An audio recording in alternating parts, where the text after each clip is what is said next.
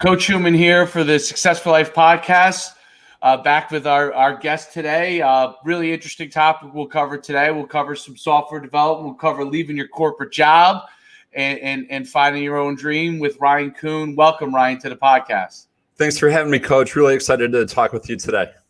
My favorite is to talk about entrepreneurs who leave corporate to go on to greener pastures, hopefully, and to talk about their journey. So that's where I began, and where a lot of people, I guess, actually began. Tell us a little bit about your story, and then we'll dive into it from there.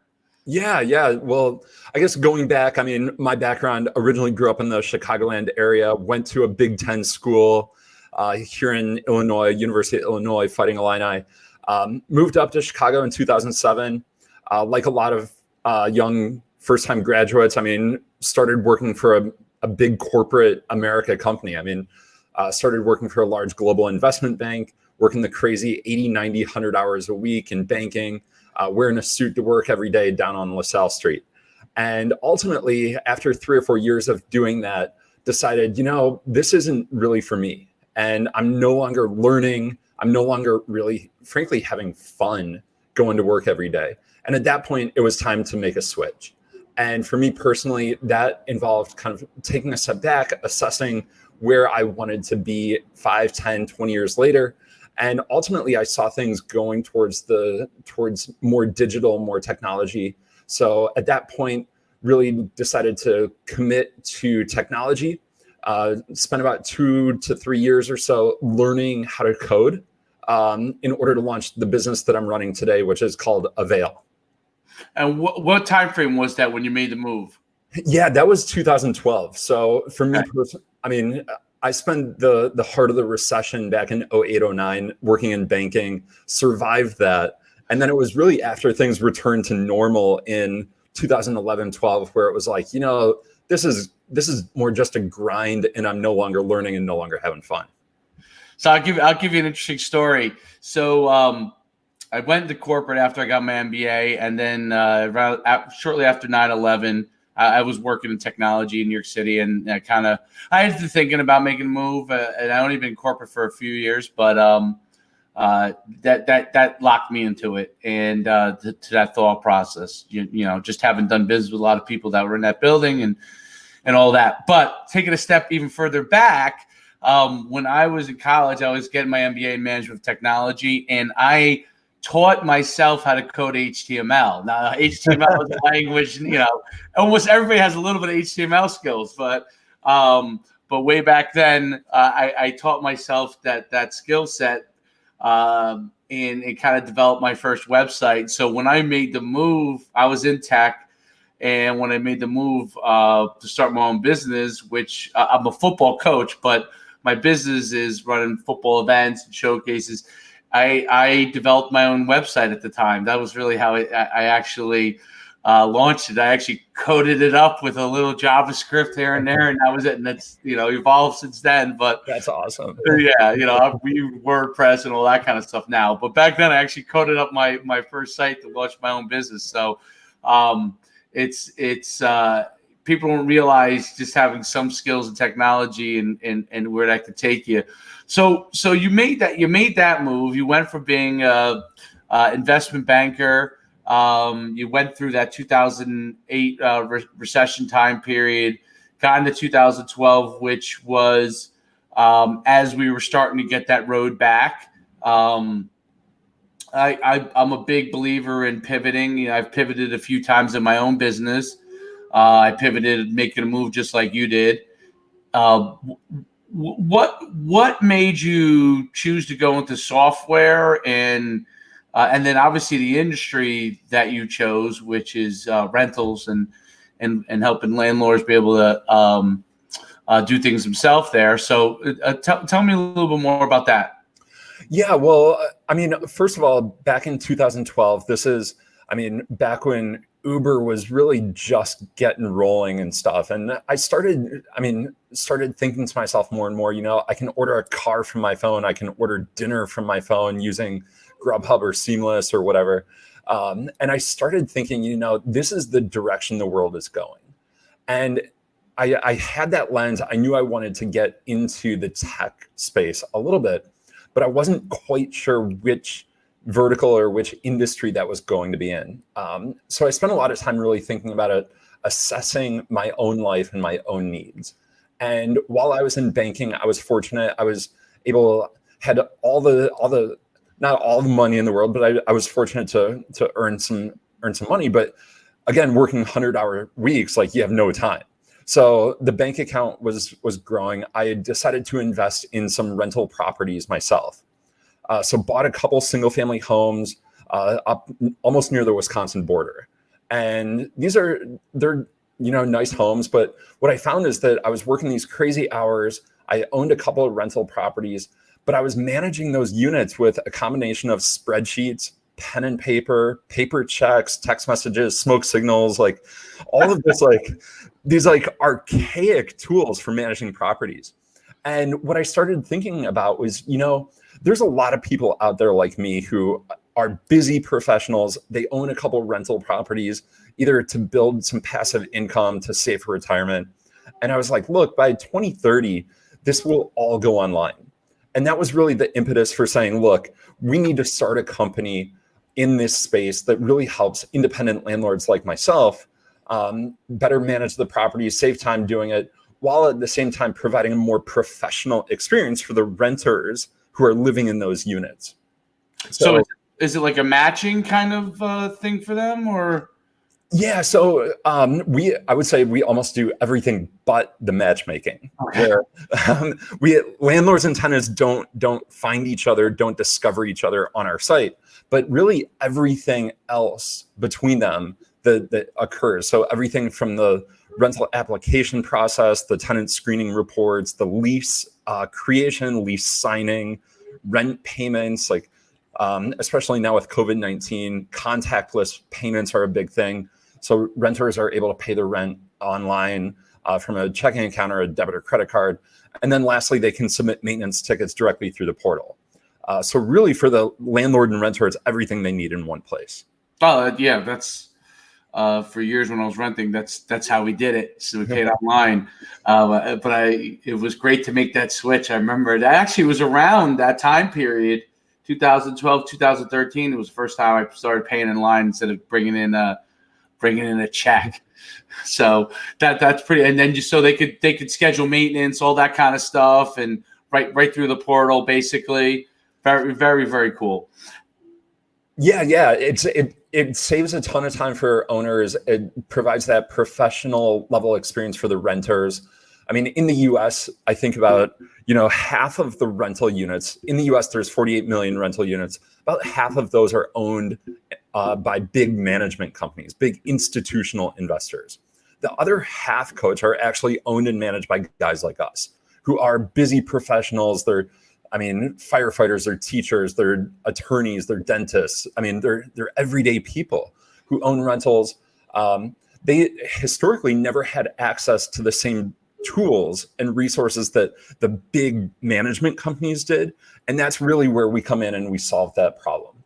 That's an enormous marketplace. So you're solving an issue, and that's the biggest part about. And you mentioned that you've listened to a few podcasts. Every one of the entrepreneurs that we've had on, that has been a theme where they've been real successful.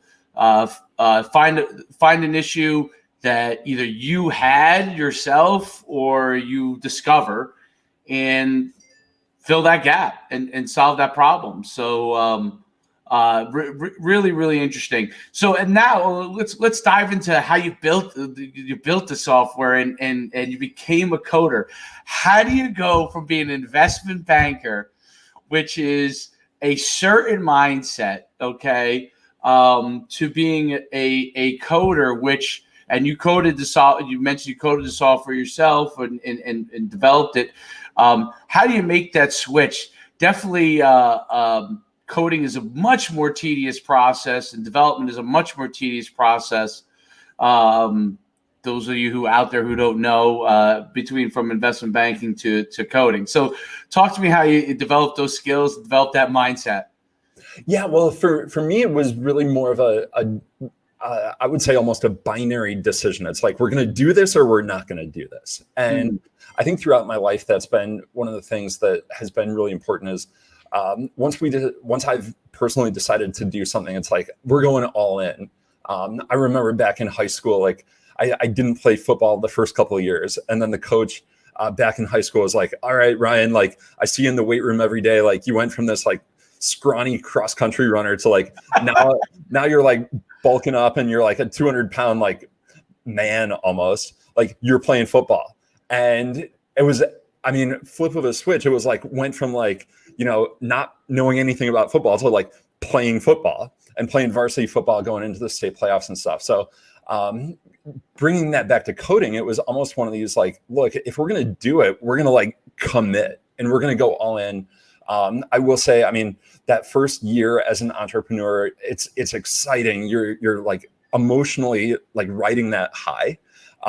That does wear off. And I think that's what a lot of people in the audience who are thinking about maybe leaving their job need to keep in mind is that you've got to really be committed. You've got to be willing to put in the time and the effort and the persistence and the perseverance, like after that initial high wears off. What are challenges that you've had to overcome? What are some of the things, in building the software, building your clientele base? So ultimately, once you build the software, you got to sell it. And, what are some of the challenges that you've had to overcome there? Yeah, well, I think the big switch for us, and you're right. I mean, building it's only one part, getting customers is the other. And we're fortunate today. We've got more than 600,000 individual owners and renters who use our product all over the United States to manage rentals.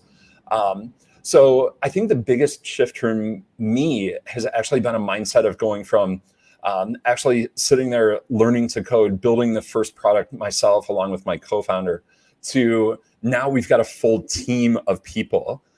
They're not in our office today, obviously, because of COVID, but you can see behind us, we've got all these desks lined up. I mean, we've got an amazing team. And I think part of it has really been the mindset and the shift from going from, hey, I can control every last detail, to actually having to rely on others and really focus on, scaling myself through our incredible team and giving up a certain amount of control in exchange for just being able to do more faster. How did you mentally make that move? That's a tough thing for entrepreneurs. Probably the toughest thing. It was one of the toughest things for me. And I've gone through ups and downs in my business where we were Inc. 5000 growing company. Then I've gone through times where I've had to cut a lot of employees. We decentralized the company. So now all our workers work from their homes, yep. Other than when they go to events.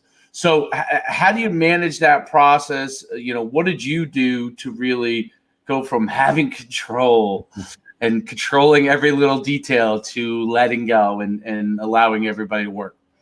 Yeah, well, I think that this is another, just like you've got to have that right mindset, and you've got to, in my opinion, commit to the change. And I think for me, back in 2015, 2016, as we were bringing on our first few people, it was really acknowledging and embracing the idea that, look, if you want to go fast, you go alone. But if you want to go far, you got to go together, and you've got to really build out a team. And so I think it was that mindset of, okay, again, committing, going all in on something. And at that point, I really acknowledged, look, we're going to have to build out a team.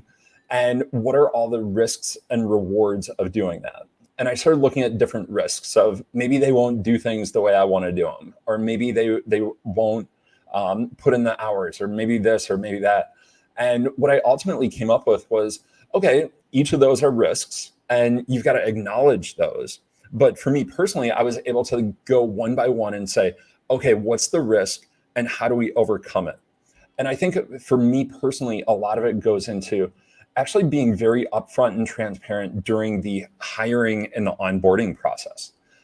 We spend an inordinate amount of time actually thinking through whether a person is the right fit for our company. And we also have a very transparent conversation with all candidates about, this is who we are, these are the expectations. And look, if it's not for you, that's totally cool. And it's not your problem. That's our problem. If we're not a good fit for you, it doesn't mean anything's wrong with you. It just means maybe something's wrong with us. And so we have that conversation a lot during the interview process to really make sure that we're getting people who align with us, align with our core values, and want to really join our team.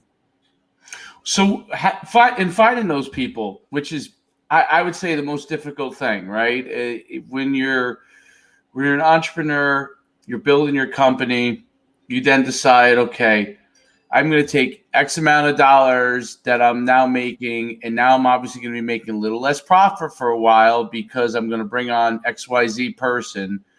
And like you said, here are the risks, here are the rewards of it. How do you there's a lot of different methods to do this, and this is why I'm asking. Because there are people that hire people, they fail, they just get rid of them, and that's their process. And then eventually they get to the person that can do it. Or then there are people very meticulous in the process, which maybe sounds like, what is the value set that you have found has been most successful in working in your company, in the people that you hire? Yeah, well, I think for us, we spend so much time trying to find those right people during the interview process. And we know that we're going to invest a lot into people even after they come on board. So I take a software engineer who joins our team. It'll take that person probably 3 to frankly 6 months maybe before they're fully productive. So that's a huge investment. I mean, we're committing almost a full year of salary to someone who may not be fully productive. Huge investment. So for us, that's why we spend so much time during that hiring process to make sure that we're really finding those right people who are a good fit. We're probably more on the mindset of if things aren't quite working how we want, we take more the internal locus of control and we say, look, now that we've brought you onto the team and we've made this investment, we're in it together. We're going to commit. We're going to figure out a way to make it work. And fortunately, we've had unbelievably low turnover on our team. Like two of our first 3 hires are with us 5 years later. I mean, we're extremely loyal as a company to our people. And I think in return, we get a lot of loyalty from our team. Very interesting. And so then as far as now in software, it's a little different because obviously from a development side, you're going to have libraries of code and you're going to have the software that is nice. Even if someone leaves, you already have all that stuff. And usually it's backed up pretty efficiently. So you don't have that kind of as much of a mind share loss. But one of the things that I remember experiencing after being in business for a little bit over 10 years, I had almost no turnover, for a long time. And then all of a sudden, everybody decided, not, I would say everybody all at once, but it became one guy decided they'd like to do something different. Another guy one of our writers became a writer for Fox Sports, and then he now has his own show. And so a lot of the different things started to happen where our people who were, when I started my company, I was probably in my early 30s I was in my late 20s. But we were all in our late 20s, early 30s. And then all of a sudden people started having kids and families and they made moves, right? And it all happened at once. What do you do to continuously? I mean, your company's fairly young, so maybe I'm getting ahead of it, right? What do you start to do to make sure as you continue to grow that you can keep going in those stages of development and growth without having hiccups in that process where something like that happens, where we're all a part of the entrepreneurial spirit, and then some people decide to move on into stability land or something that, a large company, they want to do something different. How do you? Yeah, I mean, that's one of those, I think we're, gosh, how can I say this? I mean, we've experienced that a little bit, of course. I mean, right now we've got a 25-person team. When Lawrence, my co-founder, and I started the company, we were almost the exact same. We were late 20s. He had the funny story. So Lawrence was actually working at Goldman Sachs at the time. Lawrence got married, and then literally 2 weeks later put in his 2 weeks to start the company. Like he had this great job at Goldman, had just gotten married.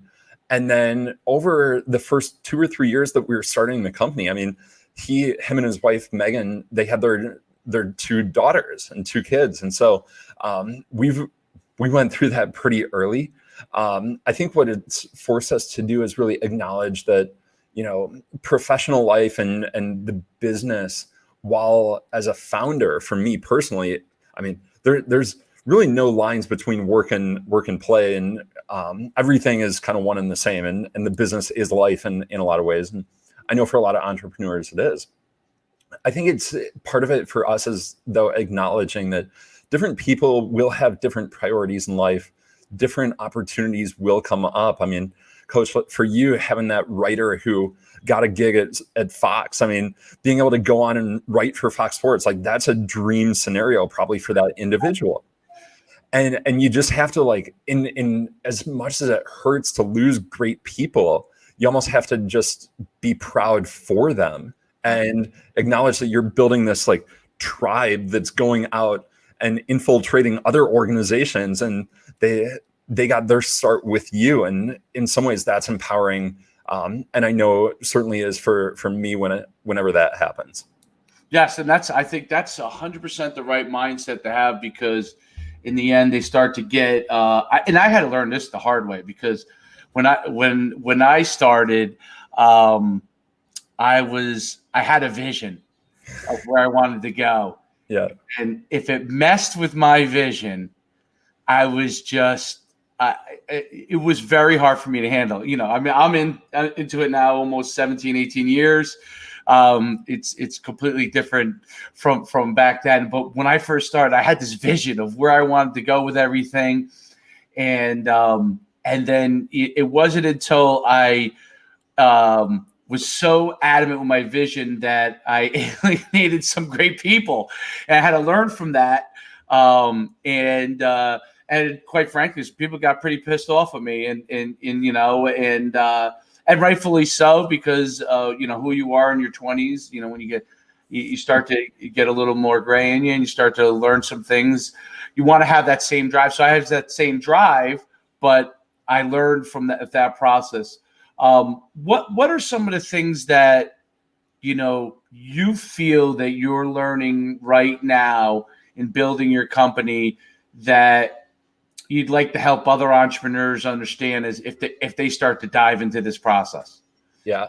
Well, it's, I mean, almost exactly like you, where we've had to learn so much along the way, and not only learn about managing people and dealing with different personalities on the team, but it's really almost introspectively learning about ourselves and learning how do we deal with those different emotional highs and lows. I mean, what's the old saying? If you want to sleep like a baby, start a company. You'll be up all night crying.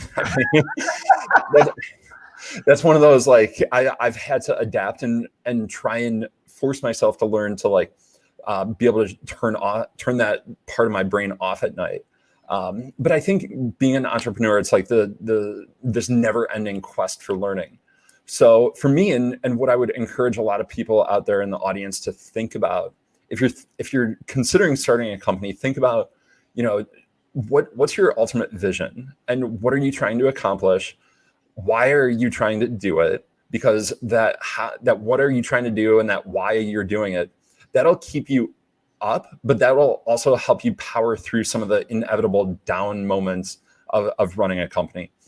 I think for me, the other thing that I've learned that's been really powerful is really having trust in the team that we're building, and being able to rely on them and almost hire good people and get out of their way. I think about, my role now as founder, CEO of the company. The best thing that I can do really is help everyone else on our team learn, grow, and develop their own skills. I think especially with a growing company now, if people on our team are learning and growing, they're going to take us a lot farther than I could single-handedly. So in some ways, I almost view myself as the coach of our team. where I can't single-handedly go out there and win games.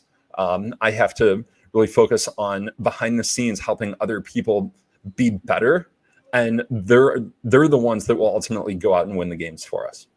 That's a great approach, and I think that's probably why so many large corporations bring in very successful coaches to come and speak to you how they built their organization, how they built their team, how they motivated them. What school did you go to in college?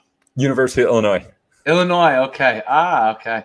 Very cool. More of a basketball school than a football school. Oh yeah. I think they're getting a little better now. Quick question, because I'm curious about this. How much did school help prepare you to become an entrepreneur? I'm curious. Well, so I think school taught me probably they call it three main things. Where three main things that I learned during school. So number one, the importance of just getting out there, putting yourself out there, be okay with getting into uncomfortable situations, whether it's going up and knocking on the door, trying to make that door-to-door sale, or talking with that cute girl at the bar. I mean, you just learn how to handle some of those uncomfortable situations. Number two, I think what school taught me was really more the framework and how to learn and how to think and how to explore different topics and how to think critically. I would say number three is school is also beneficial in that it instills and it forces you to learn to mature and to really take certain things as seriously as you need to. I mean, as a 21-year-old kid in college, you don't always have that, you don't always see the bigger picture, and you don't always necessarily know how certain actions trigger other things. And that's something that you can really learn during college, and I think has been beneficial. Yeah, I found that, I mean, everybody's college experience is different. I feel that, kids choosing a place, that you can get those things that you just talked about is real important, and the right fit for them, and not just choosing a college to go to college. Because I think coming out with the ability to think and to understand, and there's so much stuff now with because some of the leading entrepreneurs speak negatively about college, and I'm very, very careful on that. There are things that I have issues with. I went for free to undergrad in my first year of grad school because I played football. I was on scholarship, but having to pay for that last year of grad school, and understanding the value of that education and what that is, and it is important. But I think what's really the most important thing about the education is the experience of forced to interact with other people. What you learn from them, different types of people, the ability to learn to think. And the more professors I had that forced you to do that, whether it was in business class or I think it is real important. And I think because you do come from so many different, everybody comes from different backgrounds, getting that experience of what someone else's thought process might be is real important, because otherwise you're limited to your thought process from where you come from. And, it's good to see other people's perspectives. And so I hate when, education's kind of getting a rough rap, and they're rightfully so in certain aspects, especially the cost. But I don't think they take enough time to talk about how it doesn't make you successful, but it gives you the ability to think about what you want to be. And that's what that time period is. And it's a flaw when brilliant, when you talk about the Elon Musks of the world, or maybe, I don't know, Bill Gates or Mark Zuckerberg. By the way, Mark Zuckerberg and Bill Gates did go to Harvard. They were so smart that they could drop out of Harvard. I mean, 99.9% of us are not in those intellectual categories where you don't need help fostering your thinking, along a path. So that's a rare instance. So when people cite those examples, or even one of my favorite entrepreneurs, listen, Gary Vee, I think he's flawed in that as well, because he didn't go to a college that fostered that, and he's wildly successful. So thinks that that's not the way. And I think it's for our young people, that's important to understand that for the most of us, if you don't go and get an education, you have the opportunity to do so, you end up missing out on the experience of the education. It's not just about what you learn in the book. And that's an important thing. So it's interesting to hear you say that, because I would say, like, I had a professor in my grad school. He didn't know one thing about entrepreneurship, in my opinion, but the fact that he forced me to think about things, even though I disagreed with him on almost everything, and I proved that to be more right than he was, it forced me to think about things. It ultimately gave me an opportunity to become an entrepreneur at one point, because I honestly was really just in the mindset of go work in a corporate job and maybe one day I'd be CEO, instead of making myself CEO. Yeah, it's exactly what you said, Coach. I mean, it's not necessarily what you're going to learn in the books, because anyone can go out. You don't have to go to college to get the textbooks, but it's more the soft skills. It's the how do you talk with people, how do you deal with people, how do you learn, it's more the how that is what college teaches you. It's not exactly what you learn, and I think that's really important. Is while the classes are important, getting good grades is important. It's much more of the kind of softer side of things that you wouldn't get if you totally skipped the college experience. Absolutely, and it doesn't. And that's the other leap, I think, is that one does not dictate success. So whether you go to college or not, it doesn't mean, and that's where people get it confused. It is not about. Because I guess originally it was sold, maybe when I was growing up, maybe a little bit older than you, not that much, but a little bit. You got the gray hair, I got no hair. I mean, you got no hair. There you go. That's all I'm saying. The success would come. I think it might have been sold back then. Success, you become successful because you go to college, and that's not the case. Success could come from a guy could come from nothing to be successful, never gone to college. A guy can go to college, be successful. A guy can go to college and become nothing. And it really is what you make of the world. But I think the personal growth, the beginnings, I would say the beginning of your personal journey. And that's when you go into corporate like you did and you say, okay, you know what? This is good, but my goal is to be my own man, or to be great in this way, and I'm going to go do that. And I find that really interesting. I love, by the way, this is a big deal in Chicago too, all the time. The warehouse office that you have in the background. Yeah.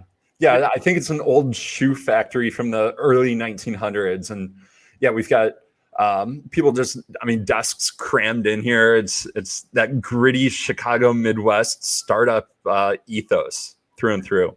Yeah, there's a company I used to do business with for many years called NCSA. They were down in Chicago, and they had the same original office, and now I think they took like 3 or 4 floors to become a real big company. But they started in that they still in the warehouse type, but they spruced it up and to a whole nother level. I remember the first time I went in there. I thought, wow, this is really cool. This is totally different from like New York and how where everybody's in the plush offices for many years. Although that's changing a little bit. So where does the journey go for you and your business from here? Where do you begin to vision your company for the future, and where would you like to go? Yeah, well, I think for us, it's really all about how do we continue putting the customer first, putting the customer at the center of everything that we do. And we talk with them every day. Everyone on our team handles some amount of customer support every month. So we're on the front lines talking with our customers, listening, acutely listening to like exactly what they're asking us for. We get so much feedback, so many different product requests, different things that they want us to morph into. And so I think I honestly, Coach, I can't give you a clear answer. I can't tell you where we'll be 5 years from now, because I don't know where our customers are going to lead us. So I think we take that approach of let them almost guide us, and we're almost just along for the ride. So I think along the way, we'll continue focusing on hiring the best and the brightest. We're currently hiring, avail.co/jobs. Head over, check it out. But we're going to hire great people. We're going to continue focusing on making the rental market as efficient as possible, improving lives for landlords and tenants. Where do you see the rental market going? So crazy time period right now, a lot of different ways. Maybe scary for a lot of people in real estate and rentals. And where do you see that marketplace going? Yeah, well, a couple of thoughts. So number one, everyone's going to need a roof over their head. I mean, shelter is one of your basic needs. I think that the office market, commercial real estate market, a little bit scarier, depending on whether people continue working from home, but inevitably people will need a place to live. So I think the rental market, the housing market will be fine. Second thing I would say on that is, unfortunately right now with COVID-19, we're seeing a lot of, I think, big issues and big challenges that have always existed. I mean, issues with affordability, issues with accessibility. I mean, these are not new issues. They've been there, but COVID is just shining a light on them. So I think there's got to be a lot of shift and changes there. Lastly, I think the rental market is great. I mean, I think for a lot of individuals, home ownership does make sense. I think for people looking to settle down and grow a family makes sense. But for a lot of individuals out there, there's nothing wrong with renting. It's actually financially probably a better outcome. The guys behind the Case-Shiller housing index have actually the data to prove that renting financially is a better thing. So I think the rental market will continue growing, be strong. Housing market will be just fine. How about markets like the Airbnb market, where I guess that, what would you call that, short-term rentals marketplace, or vacation rentals, which is what, VRBO, or and I'm sure you're familiar with all these things. But where do you see those things going? Yeah, those are interesting because the whole short-term stay, vacation stay market has really blossomed over the last 10 or 12 years with Airbnb. I think it a lot depends on how quickly the economy reopens, when people will be comfortable traveling again. I know within the last day or so, there's been some data from the CDC that's come out that says actually the odds of you getting COVID from actually touching a surface are pretty low. So I think that bodes well for things like Airbnb properties. Whereas if you could get it from a surface, maybe you'd be more apt to want to stay in a hotel where they've got maintenance staff cleaning the property every day. So I think Airbnb, those properties will probably see a short-term blip, but I think long-term, the whole notion of being able to travel and stay like a local, that should recover and should be fine. Giving you probably look 2 to 3 years out for that to fully recover. It's a fascinating time. It's a time where a lot of people who have maybe worked in corporate, maybe they lost their jobs. I say this is the time to seize the opportunity. If you ever dreamed about being an entrepreneur, this is the time to go and do it. Like I said, I started my journey literally right after 9/11, within 6 months of it. I mean, I was already thinking about it. And, that became to me a tragedy, became a situation where I just knew this is not what I wanted to do anymore. And no better time than that. Now, it's important for people to understand they're thinking about entrepreneurship. it is not as simple as, okay, I start a company and I'm going to make X amount of dollars. There are some people that will happen to, but it is literally a grind. And even when you make those dollars and you gain a certain level of success, like I said, I've been an Inc. 5000 company, a whole other host of issues come in. Competitors come in. This is the one thing that I always find. So, you could tell me how you've dealt with this as you've grown. We had in our business, this might sound crazy because camps have been around sports. You probably did them in high school yourself. But what we were doing was like combine and showcase, like really recruiting based stuff. So and we focused on kids that weren't going to be going to, like, I guess what we call underclassmen. So we kept saying to ourselves, for the first few years, nobody's competing with us in this space. And we just kept growing. And we were like, okay, we'll run 50 events. We got up to at one point we were running 150 events around the country, wow, which was absurd. We saturated the marketplace. And we kept saying, when are competitors going to realize it? Eventually they did.